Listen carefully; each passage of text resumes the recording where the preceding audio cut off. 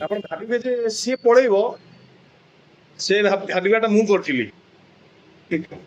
Accident ହେଲା, ମୁଁ ଭାବିଲି ଯେ ସେ ପଳେଇବ।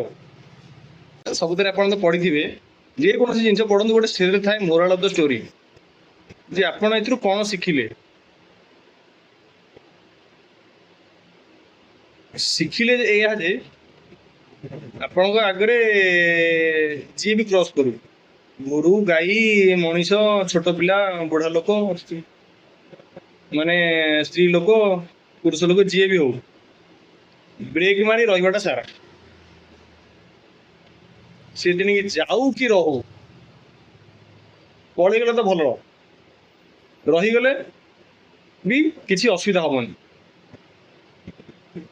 କାହିଁକି ନା ଏମିତି ବହୁତ ଲୋକ ଅଛନ୍ତି, ସେମାନେ ଯାଉଥିବେ ମାନେ କନଫ୍ୟୁଜନ ହେଇ ସେ ବାଟରେ ରହିଯିବେ।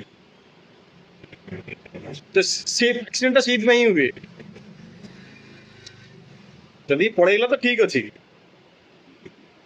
ଯଦି ଆପଣଙ୍କ ଆଗରୁ ଗୋଟେ ଅବଜେକ୍ଟ ପଳେଇଯିବ ତାହେଲେ ଆପଣ ଯୋଉ ସ୍ପିଡରେ ଥିବେ ସେଇ ସ୍ପିଡରେ ପଳେଇଯିବ, କିଛି ଅସୁବିଧା ନାହିଁ।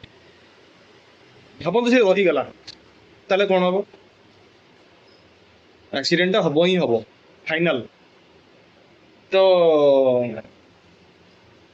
ଯିଏ ବି ଯୋଉଠି ବି ଗାଡି ଚଲାନ୍ତୁ, ଟୁ ହ୍ୱିଲର ହଉ କି ଫୋର ହ୍ୱିଲର ହଉ, ଯିଏ ଦେଖିବେ ଆଗରେ ଗୋଟେ କିଏ କ୍ରସ୍ କରୁଛି, ରହିଯିବେ, ନହେଲେ ଗାଡି ସ୍ଲୋ କରିଦେବେ।